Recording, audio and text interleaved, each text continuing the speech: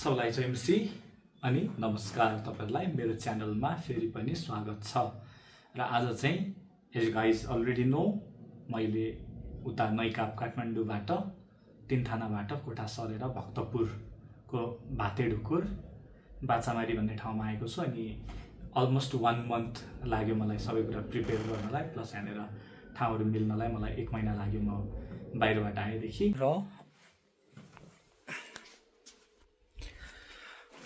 र त्यो प्रोसेसमा मैले कति सामानहरु मैले लिएको छु चाहिने एसेन्शियल्सहरु मैले लिएको छु अनि के कस्तो सामानहरु लिएको छु म तपाईहरुलाई देखाउन चाहन्छु हामी सँगै हेरौं है त ल सबैभन्दा छुट्टाउने नहुने कुरा 1 नम्बरमा चाहिँ यो मेरो कोरियाबाट लिएर आएको गोल्ड प्लेटेड अफ कोर्स नक्कली हो नक्कली हो नेपाली 300 रुपैयाँ हालेर ल्याएको मेरो चपस्टिक र एउटा चम्चा छ जुन चाहिँ मैले लाम्योन कोरियन नुडल्स अथवा तपाईहरुले बुझ्ने भाषामा करेन्ट चाउचाउ खानको लागि स्पेशली यो चाहिँ मैले लिएर आएको नम्बर 2 मा यो सनस्क्रिन रहेको छ एलोसन यो चाहिँ हाम्रो ज्योति आन्टीले गिफ्ट दिनु भएको हो thank you for this gift okay thirdly मसँग यो स्याम्पू रहेको छ हेड एन्ड शोल्डर्स यो चाहिँ मैले भातबटिनीबाट हो र अबदेखि तपाईहरुलाई कन्टिन्युअसली देखाउने सामानहरु चाहिँ सायद मैले भातबटिनीबाट लिएको सामानहरु रहेको छ यसले मलाई मेबी एटलिस्ट 3 to 4 मन्थ्स पुग्नु पर्छ सायद पुग्छ पनि होला पुगेन भने फेरि किन होला okay let's jump into the next number है ओके त्यसैगरी मसँग रहेको छ हिमालय निम फेस वाश अनि यो चाहिँ मैले भातबटिनीबाट लिएको र फेस वाश चाहिँ मेरो एकदमै पिम्पल्स धेरै आउँछ मेरो निन्द्राहरु बिग्रिरहेको कारणले गर्दाखेरि त्यही भएर मैले चाहिँ यो प्रिभेन्ट्स पिम्पल्स वाला चाहिँ एउटा निम फेस वाश लिएर आएको छु गोरो हुनको लागि हो ल त्यो चाहिँ म गोरो हुनको लागि लिएर आएको ओके नेक्स्ट नम्बरमा मेबी कति पुग्यो नम्बर 4 5 थाहा छैन मलाई okay let's take it as number 4 है नम्बर 4 मा चाहिँ यो निभियाको एउटा लिप गार्ड रहेको छ मिन एक्टिभ हैन निभिया मेन यो चाहिँ मोइस्चर हो मेरो एकदमै ओठहरु सुक्छ ओठ सुक्ने प्रब्लम छ पानी धेरै खान्छु तै पनि मेरो ओठ सुकिरा हुन्छ त्यही भएर यो निभिया नेक्स्ट नम्बरमा रहेको छ है र मैले भनिहाले अब आउने सामानहरु प्राय सबै मैले भातबटिनीमा लिएर आएको सामानहरु तपाईलाई त्यो देखाउँछु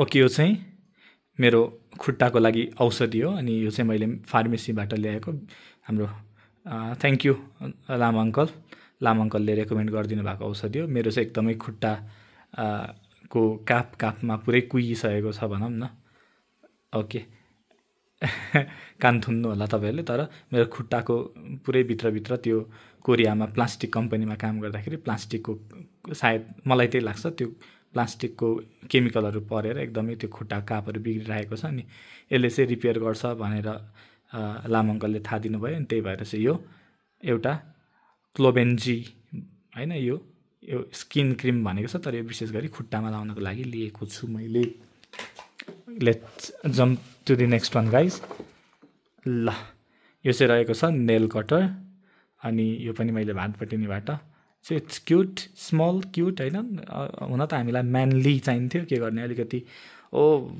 केटाले चलाउने दामी हुनुपर्छ लाग्यो तर यो चाहिँ अलिकति सानो छ तै पनि क्यूट छ यसैले अब नङ काट्ने काम गर्नु पर्यो बाइ द वे मैले ठुलो नङकट खोजेको मैले नभेटेर सानो लिएको माइन्ड नगरिदिनु होला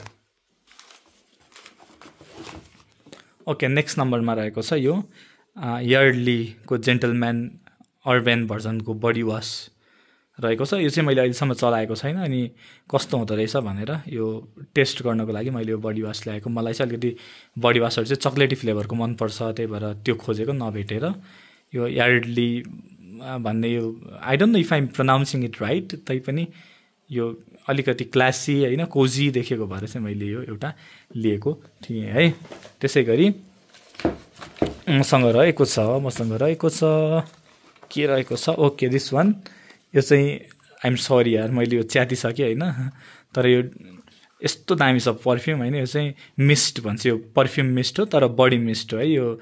अनि हेयर मिस्ट पनि हुन्छ, बडी मिस्ट पनि हुन्छ। यो चाहिँ मैले कोरियादेखि नै लिएर आएको हो। अनि यसको एकदमै बास्ना राम्रो छ। अनि यो चाहिँ नुहाइसकेपछि बडीमा लगाउनको लागि यो चाहिँ पर्फ्युम मिस्ट एउटा रहेको छ, एकदमै एकदमै मिठो बास्ना छ। यो चाहिँ मैले उतैबाट ल्याएको सामान भयो। र त्यसै गरी अरू केही छ? Okay, I think it's all, यति नै होला है। अरू ओ माई ओके के मसँग एउटा यो पनि लिप बाम हो होइन। यो चाहिँ यो ब्ल्याकमा भएर तपाईँहरूले देख्नुहुन्न होला। यहाँ चाहिँ नट फर यु भनेर लेखेको छ। यो चाहिँ नट फर यु भन्ने ब्रान्ड हो होइन। अनि यो चाहिँ गर्लफ्रेन्डलाई किस खानको लागि युज हुने लिप बाम हो। मेरो गर्लफ्रेन्ड छैन, आइएम सिङ्गल है। तर पनि मैले यो चाहिँ लिएको थिएँ। राम्रो छ यसको, यो एकदमै यसको कलर टेक्स्चरहरू राम्रो बस्छ। यो चाहिँ मैले कोरियाबाट नै ल्याएको मेरो सम्पत्ति हो। फाल्न मन नलागेर मैले बोकेर आएको थिएँ है। यो पनि मेरो एसेन्सियल्सभित्र पर्यो भने अब म तपाईँहरूलाई अरू कुराहरू देखाउँछु है। ल as you can see guys, यो चाहिँ मेरो मोबाइल गिम्बल भयो भने तलको बेस चाहिँ मैले यहीँ नेपालमा आएर किनेको। अनि यो चाहिँ मलाई अलिकति भिडियो बनाउनु रमाइलो लाग्छ। अनि त्यो भिडियो खिच्नको लागि भनेर मैले ल्याएको सामान रहेको छ है। मैले तपाईँलाई देखाउन चाहेको मेरो मिनी बजार चाहिँ यति नै रहेको छ है त। आजको कन्टेन्ट चाहिँ यति नै हो। र टु बी अनेस्ट मैले कन्टेन्ट नभेटेर मसँग भएको सामान अथवा भनौँ मैले डेली युज गर्ने सामानको एसेन्सियल्स मात्रै तपाईँलाई देखाइदिउँ भनेर मात्रै यो मैले खिचेको। मैले तपाईँहरूलाई देखाउनु पर्ने सामान यति नै हो है। यो भिडियो चाहिँ एक्सक्लुजिभली रहनेछ मेरो सामानको मात्रै। Okay, thank you guys for watching. तपाईँहरूलाई धेरै धेरै धन्यवाद। Keep supporting, keep loving. अनि मेरो भिडियोहरू हेर्दै गर्नुहोला। बिस्तारै बिस्तारै थोरै थोरै कन्टेन्टहरू बनाउन ट्राई गर्छु, प्र्याक्टिस गर्छु। मलाई एडिटिङ आउँदैन, खिच्न मात्रै आउँछ, खिच्न पनि आउँदैन। I don't know what I am saying, म के बोल्दैछु मलाई थाहा छैन। तर पनि मेरो भिडियोहरू हेरिदिनु होला, मलाई माया गरिदिनु होला। Thank you guys for watching. See you guys in the next blog, next episode. यो चाहिँ ऱ्यान्डम ब्लग थियो है।